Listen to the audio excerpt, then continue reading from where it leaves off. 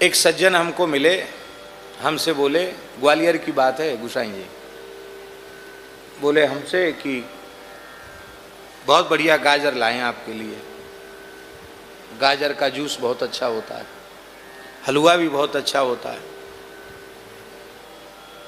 तो हमने कहा हम तो गाजर खाते नहीं। क्यों? हमने कि वैष्णव को जो भगवान को भोग नहीं लग सकता वो नहीं खाना चाहिए। भगवान को भोग नहीं लगता गाजर से नहीं खाते। अरे राम राम, गाजर में क्या दोष है? बहुत फायदे की चीज़ है।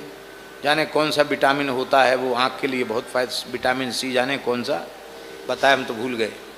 कोई विटामिन बताया, बोले आँख के लिए बहुत अच्छा होता है, उसमें सबसे ज़्यादा होता है गाजर में, आँख बिल्कुल नहीं बिगड़ती, बहुत फायदे की चीज़। आप क्यों नहीं खाते? आप खाइए। अरे सब दकियानूसी बातें पुरानी, ये सब बातों को थोड़ी मानना चाहिए। आप पढ़े लिखे हैं, आप पुरानी बातों को मानते हैं। तो हमने कहा कि आप तो जरूर गाजर, हाँ हम तो गाजर खाते हैं, जूस भी पीते हैं, कच्ची गाजर भी खाते हैं, सलाद बना के भी खाते हैं, साग भी खाते हैं, जूस भी पीते हैं। हमने कहा आपके तो इतना मोटा चश्मा लग रहा है। उसके नज़र का चश्मा लग रहा था। मैंने कहा आपके नज़र का चश्मा लग रहा है। बोले हमारी तो बचपन में आँख खराब हो गई। बचपन से अब तक खाते खाते तुम 50 साल के हो गए, अब तुम्हारी आँख और खराब होगी, हमारा और धर्म बिगाड़ना चाहते हो? भाई कोई कहे कि प्याज लहसुन खाने से अमर हो जाओगे, गाजर खाने से अमर हो, हमको अमर होना ही नहीं, क्योंकि हम जानते हैं कि ये अमर होने का जो लोभ है ना वो एकदम झूठा है, बेकार। अरे भाई कलयुगी शरीर है,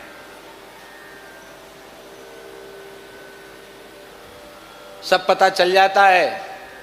10-5 दिन भूखे रहो सब पता चल जाएगा।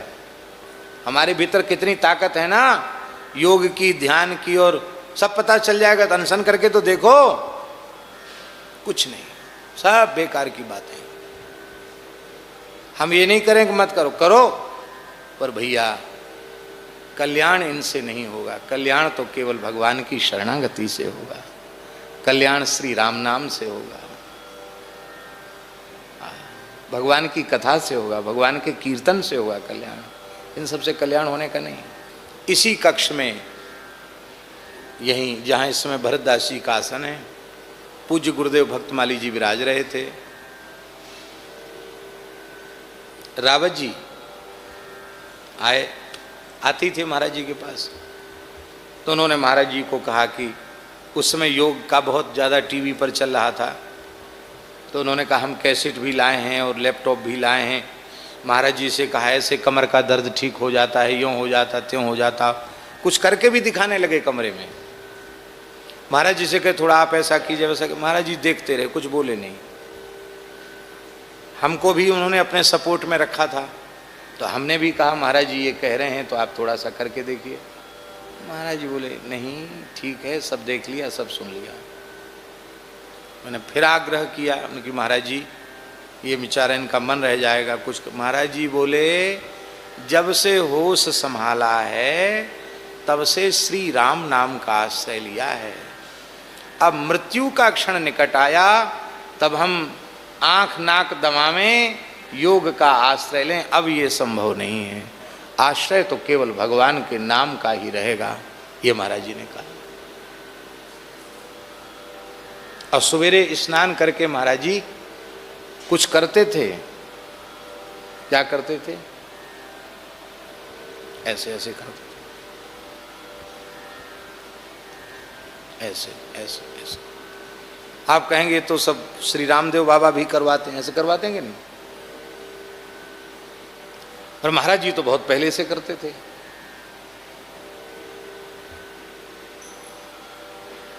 तो महाराज जी से हमने पूछा कि महाराज जी ये क्या है?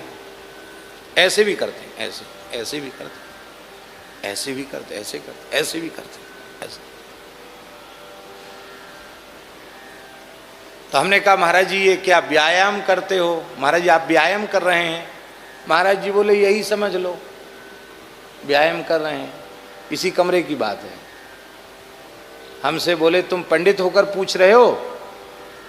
ऐसा कहते महाराज जी ने भागवत जी का श्लोक बोला दिया। धन्य है ब्रज की गोपियां जिनके चित्त पर सदा श्याम सुंदर चढ़े रहते हैं। गैया धोते समय श्री कृष्ण की याद, धान कूटते समय, फटकते समय, पीसते समय, तो महाराज जी तो गोपियों की लीलाओं का चिंतन करते थे और हमने समझ लिया को व्यायाम कर रहे हैं। बोले तुम यही समझ लो। ये श्लोक कहकर महाराज जी विह्वल हो गए।